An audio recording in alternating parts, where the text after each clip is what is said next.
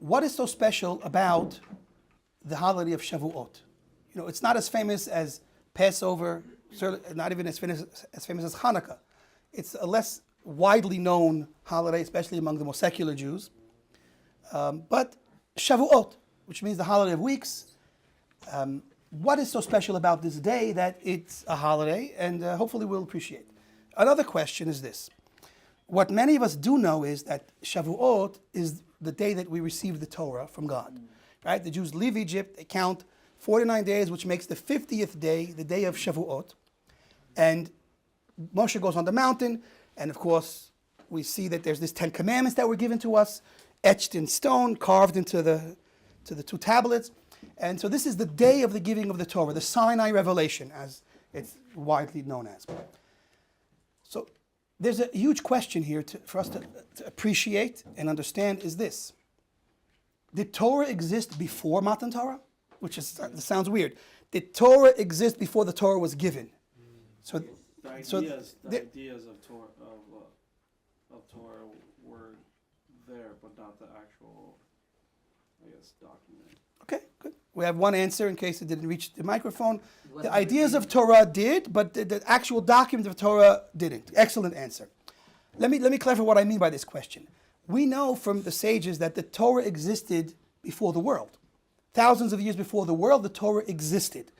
That's not what I mean is that was there Torah before the giving of the Torah at Har Sinai. What I mean is, was there Torah here in this world before the giving of the Torah? That's what I mean. And the answer to that question is going to be a surprising yes. So if there was Torah before the giving of the Torah, what makes the giving of the Torah so special? If it's not the day that the Torah began to spread in the world. The sages tell us that Abraham, he taught Torah to many, many people. His home was open on all four sides. I don't know how he dealt with the mosquitoes and there's these like flying ants around here that are just terrorizing us in our house right now. He must have had divine protection. And today we have bug spray. Okay. So anyway, Abraham brought many, many people to appreciate, understand, and serve God. Sarah also did. In fact, the verse says that Sarah and Abraham, they both brought many souls, and it says that they created souls. The soul that they created and made in a place called Haran, which was a very dark and not a place of Torah. So they brought Torah to that place, and many flocked and accepted to follow the ways of Hashem, and it's an amazing thing. And in fact, the sages, when they divide the 6,000 years of creation into 3 different parts, the first 2,000 years are called years of darkness and bewilderment. The second set of 2,000 years are called years of Torah, and the third set of 2,000 years are called the days of Mashiach. And the Midrash tells us, if you're not sure where to put the lines in the timeline, and when does the time of Torah begin? From the verse that says the soul that Sarah and Abraham made in Haran. From that moment, we have years of Torah. And the beautiful takeaway is that as soon as they started teaching Torah to other people, that was the beginning of Torah. Okay? So this is part of why we have the question. So if Abraham had Torah, and in fact the sages say the timeline of the years of Torah begin with Abraham, so what is the Matan Torah all about? What is the giving of the Torah at Har Sinai, which was, many, many years later? What is that all about? Okay? Now I'm going to share with you a different question. This question is not necessarily a question we may on our own think of. Some people think in a whatever strange way, so they might come to it on their own. Well, we're going to have help today. There's a question when you look at the Torah itself. So if we look at our Sefer Torah that we have, it starts with the letter Bet and the word Bereshit in the beginning. So believe it or not, one could ask, and I'll share with you in a moment who asks, why does the Torah, which is the beginning of all things and the blueprint of creation, why does it choose to begin with the second letter of the Aleph Bet and not the first letter of the Aleph Bet? Essentially, I'm asking, why doesn't the Torah begin with the letter Aleph? Why with Bet instead of Aleph? Now, it's a hard question to maybe appreciate, but at the end we will hopefully appreciate it. Who asks this question? So none other than the holy Arizal, Rav Isaac Luria, the great Arizal, which was one of the greatest Kabbalists that ever lived, and revealed secrets of Torah that that revolutionized the study of Kabbalah. Today, learning Kabbalah without his teachings would be like only learning half of a book. He revolutionized and Kabbalah, the insights, the idea of reincarnation, the idea of holy sparks that are latent in the world and just waiting for us to elevate. All of these beautiful chidushim that change our lives and change the world. He revealed many of them in the 1500s. A beautiful time period, a great revelation.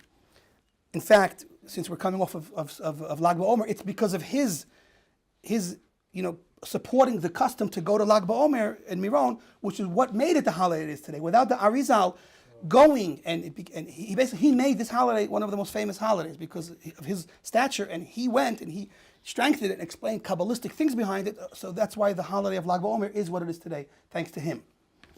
So again, the question is, why does the Torah begin with the letter Bet and not Aleph? Okay. The first answer I'm going to share with you in brief is a Kabbalistic answer. This is based on Kabbalah of the Arizal, and this is brought by one of the great Kabbalists from the 1700s and 1800s, the Ben Ish Chai, of Yosef Chaim of Baghdad, a saintly, holy man, a Jewish leader, a Sephardic Jewish leader, and a Kabbalist. So he explains B'Shem HaMekubalim. He explains in the name of the Kabbalists the beautiful interpretation. I'm going to share it with you right now, but this is only what we call like a dessert. We'll have the dessert before the meal in this case. So the pshat is like this. Spiritually, in Kabbalah, we speak about 4 worlds that exist. Spiritual worlds, 4 worlds that exist, one higher than the other. And they are, from the bottom up, they are the world of Asiya, which means action, the world of Yetzira, which means formation, the world of Beri'ah, which means creation, and the world of Atzilut, which means emanation. Okay? Now, these 4 worlds, there is a 5th world called Adam Kadmon, which is very high and very lofty, not as often talked about in the Kabbalah of the Arizal, but it is talked about and it does exist as a higher level. So the Arizal explains like this. The world of Beri'ah is the 2nd world from top to bottom, and it begins with the letter Bet. And the Torah we received today is also from this realm, this world of Beri'ah, which is the 2nd world, which begins with the letter Bet. Interestingly, the world above it, Atzilut, which is the world of emanation, is a higher level and begins with the letter Aleph. The word Atzilut starts with an Aleph. And he says that the Torah of Mashiach, the Torah that we will merit when Mashiach comes and we reach a higher level, will be a Torah that begins with the letter Aleph. It will be a new Torah, or at least one can say a deeper dimension, which will make it like a new Torah, with that Aleph. Now, the great difference between the Aleph and the Bet is like darkness to light. Literally worlds apart. Right. Yeah. Aleph is the numerical value of 1. It represents oneness. Aleph is the first word of the letter light, or. And we know that Adam HaRishon, the first day of creation, was privileged to this light, the light of the first day of creation that he saw from one end of the world to the other. So the letter Aleph is light, it's oneness, it's actually 3 components that make up the letter Aleph. You would think, logically, before obviously we see what Hashem has in mind, we have also things in mind. We have to know when to defer our thoughts for Hashem's thoughts. But the letter Aleph, you would think, should have been made out of one unit, one entity. But not so. The letter Aleph has within it 3 components to make the letter that represents 1. The ultimate letter of 1 should have been maybe a dot maybe. But not so. So what is the Aleph made of? It's made of 2, so to speak, dots and a letter Vav in the middle. The 2 dots are 2 Yuds and the letter Vav in the middle. This is the gematria of 26. Vav is 6 and Yud is 10. So 2 times 10 is 20 and the Vav is 6. 26 is the gematria for God's name, Yud and Hey and Vav and Hey. So the name of God, Yud Kei Vav Kei, is in fact the gematria of the letter Aleph itself. Why? Because all of creation comes from Hashem. And all of creation is here to become a revelation of Hashem. That's all hinted to in the Aleph, which helps us appreciate on the level of Atzilut, which is the level that we are journeying toward, which is the level that Mashiach will bring us to. It will bring us to a level not of creation, because when we speak of creation, there is creation and creator. The creator is not creation, and creation is not the creator. So on the level of Atzilut, right, the unity and oneness of existence will be taken to a whole new level where it will be revealed that God is really everything. And we exist within God, a part of that. That's why it's a very, very outrageous type of statement until you learn about it. But it says that the souls of Israel have within them a part of God, a chelek elokam imal, a part of the divine above, a part of divinity, which is manifest within every single Jew. The point is that the unity of Atzilut is an entirely different level of unity than we can experience right now. It's like the ultimate of oneness and the revelation of it. So the letter Bet, which is only one more than one, creates an entirely different world, in essence, in nature, in everything. Because Bet is the world we live in now, Bereshit, and that's multiplicity, that's two. And that's why the Torah we have today comes from the level of creation, which is considered a separate entity than the level above of Atzilut. It's separate. Two things. Now, not that the God doesn't unify with everything, but it's in a revealed sense, we seem to exist all to ourselves, to the point we can even question, is there a creator? Is there a divine creator? People ask that question. The crazy thing is some people conclude no. I don't know, but the question is still asked by people, unfortunately, today. So now we understand the difference between Aleph and Bet, and the difference between a Torah and a world that is existing on the level of that Aleph versus the level of Bet. So now we can appreciate the question. Why does the Torah begin with Bet? Is because we're talking about a Torah that was created and revealed after the first sin. When Adam HaRishon was created, he was on the level of before the sin. There was this unity between him and the world, between God and the world. There was an absolute unity. And again, he had this light, this special light, he saw from one end of the world to the other. After the sin, he created what we call a division, separation, and that's when the letter Bet comes in. And that's in fact why the Torah tells us, the Chazal tell us, why the Torah doesn't start with Aleph, instead Bet, because Aleph is the first letter of another word. I talked to you about positive words, light, oneness. I told you about the gematria in the letter Aleph of Hashem. But the letter Aleph is also the first word for curse. And after the sin, there was introduced a whole new element into our existence, our reality, and that is the concept of negativity, the concept of a curse, the concept of suffering, the concept of evil. And once there was a world where the negative and the positive had to coexist, so we can no longer have that letter of Aleph. We cannot have the light from the first day. We cannot have the tree of life. We have to deal with the tree of knowledge because we have to work through the knowledge of good and evil to get back to the tree of life. That's our journey right now. And so that's the difference between the Aleph, again, and the Bet. And we'll see, it works in twos. Everything in this world right now works in twos. You have one day, but there's day and night. We have things that are permissible, things that are forbidden, things that are evil, things that are good. We have light, we have darkness. We have pure things, we have impure things. We have holy things, we have unholy things. Everything is in this double multiplicity, and that is the result of the first sin. Okay? So now we can appreciate. The Torah begins with the letter Bet because that's where we are right now. There's a separation between heaven and earth. There's a separation between body and soul. There's a separation between us and God. There's a separation because of all of the evil, all of the negativity, and the choice we have to follow a good path and a bad path. With this choice and unfortunate choosing of the negative side, we increase negativity and increase separation. We're taught by the sages that the first 7 generations after the sin, Adam included, pushed the divine presence further and further away from this world. Adam's sin pushed it from this world to the spiritual world above. And subsequent sins from the generation of the flood and the dispersion and other wicked generations sent the divine presence, the godliness that dwells within this world, to the 7th heaven. And it wasn't until Avraham, that began to bring Hashem, the God that wants to dwell here, from the 7th heaven to the 6th and 5th and 4th, through the leaders of the generations of the Jewish people, the formation of the Jewish people, and the beginning of Torah was Avraham, Yitzchak, Yaakov, and Levi, seven tzaddikim, Moshe being the 7th, who brought Hashem back to this world with the giving of the Torah at Ohr Sinai. Okay, that's a process. That's what we're involved in. Yes. What does it really mean when the 7th heaven? I thought we just said there's 4. There's 4 worlds. There's another concept of 7 heavens. Okay, that's 2 different concepts that simultaneously exist and are true. Not the time for a deeper discussion. God willing, I could look into it and try to get you more of an answer on that topic. Yes. Who are those 7 tzaddikim then? Okay, so again, unfortunately, my memory isn't perfect. I know I'm not one of them, but there's Avraham, Yitzchak, Yaakov, I believe Levi, and then Amram. Yosef, no? I don't think Yosef. I have to check, but again, I think, if I'm going to think, it's just embarrass myself in this video, but I know for sure Avraham. Okay, Yitzchak, I'm not so sure, but Avram, Yitzchak, Yaakov, I believe it's Levi, maybe Yosef, but I believe it's Levi, and then Amram, and then Moshe. Would that make 7? Yeah. Okay, that's the 7, I believe.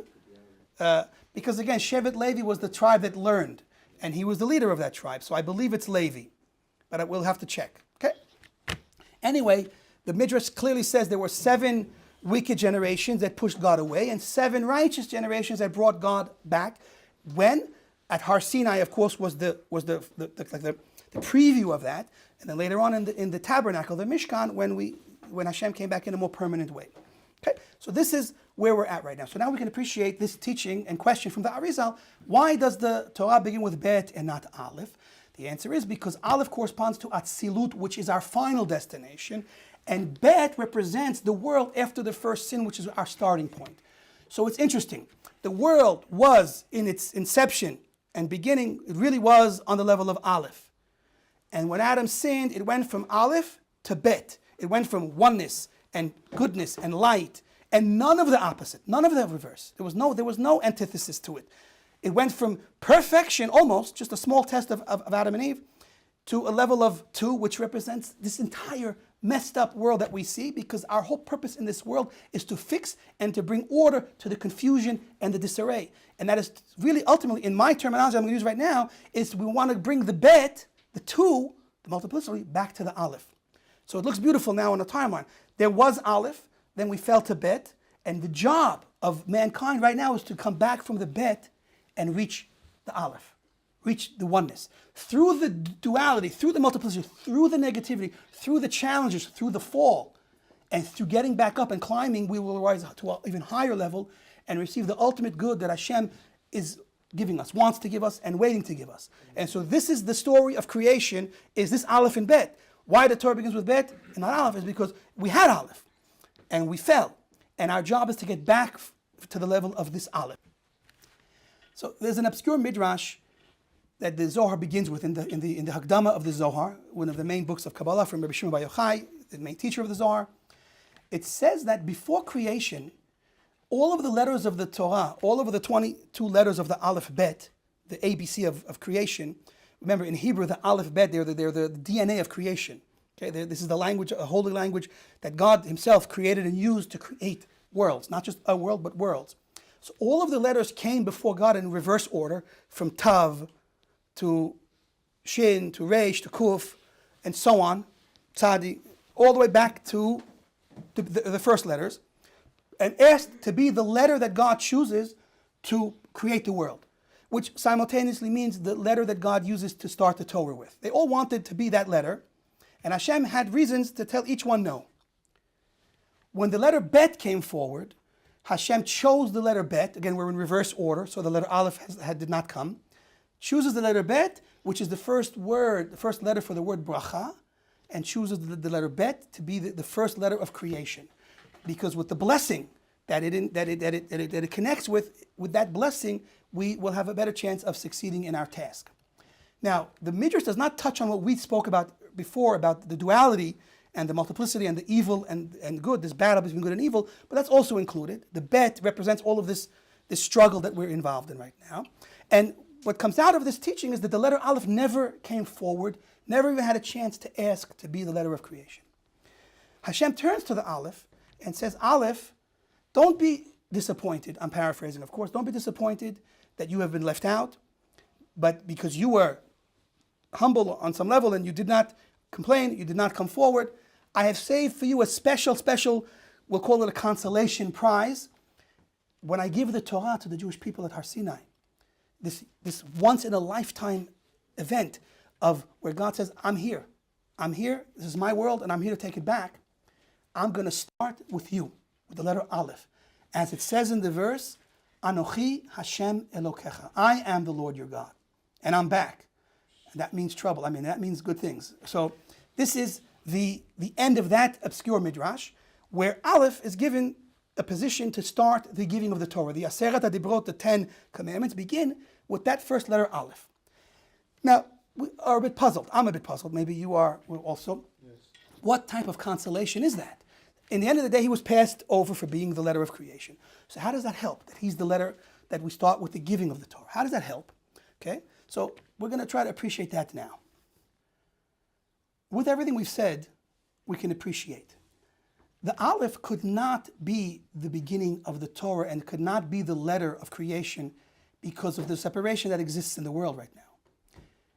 The Aleph is the destination, but in order to get to the Aleph, we have to go through the Bet. So Hashem created the world with Bet because that's what we have to go through. But how are we going to get back to the Aleph? We didn't really address how we're supposed to accomplish this. How do we go from good and evil, darkness, sin, punishment, suffering? How do we go from all of that, from the Bet? How do we get back to the Aleph? So the truth is, we asked a question in the beginning. There was Torah before the giving of the Torah. So why do we call it the day the Torah was given? Because we had a level of Torah that before it was given. And we have to figure out what that is, and then we'll understand why the giving of the Torah is so special. So we're told that the sages themselves fulfilled the Torah. No, sorry. We're told that the Avot themselves, Avraham, Yitzchak, Yaakov, fulfilled the Torah. Even Noach had Torah. Adam had Torah. There were righteous people throughout the generations that had Torah. In fact, Noach was a Rosh Hashiva. Abraham himself came to learn by Noach and his son Shem. Yaakov, Yitzchak, and many learned from the yeshivot, the places of study, the houses of study of Noach, Shem, and Ever. So there was a lot of Torah before Mount Torah. The Jews in Egypt learned Torah. There's a famous idea from the sages that before Yaakov would step foot in Egypt, he wouldn't step foot in Egypt unless Yehuda came first and built a base medrash. Without a base medrash, we couldn't bring the Jewish people to Egypt. So there was a study hall before there was even a Jew in Egypt, except for Yosef and his two sons. But before the Jews came and settled in Egypt, there was already a base medrash. It's interesting. They didn't build a synagogue. They built a base medrash. And that was the mistake when the Jews left Europe and came to America. They built synagogues and not enough places of study. And in the end, we have empty synagogues. Many of them were turned into churches. Because without study, you don't have a Jewish people. That's the point. Now, so what's so special about Matan Torah if we had Torah before? So the answer is this. We had a preview of Torah. We had a taste of Torah. We had a sample of Torah. But we didn't have the full power and awesomeness of Torah. That's why in the writing, holy writings, they compare the actions of our ancestors like as a beautiful fragrance. Now, in the olden days, you had oil that gave off a fragrance, right? So you had this type of idea of an oil with a fragrance. So in the olden days, you had the concept of the smell of the oil, the fragrance, or the oil itself. And on some level, the commandments that were fulfilled optionally by the Jewish people before Matan Torah are compared to this beautiful smell.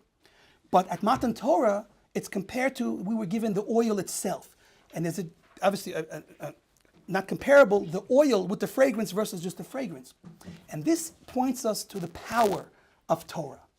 How do we take two and make it one? Only with the power of Torah. With the power of Torah, that's how we're going to get back to the Aleph. And that's how we're going to go back to Atzilut.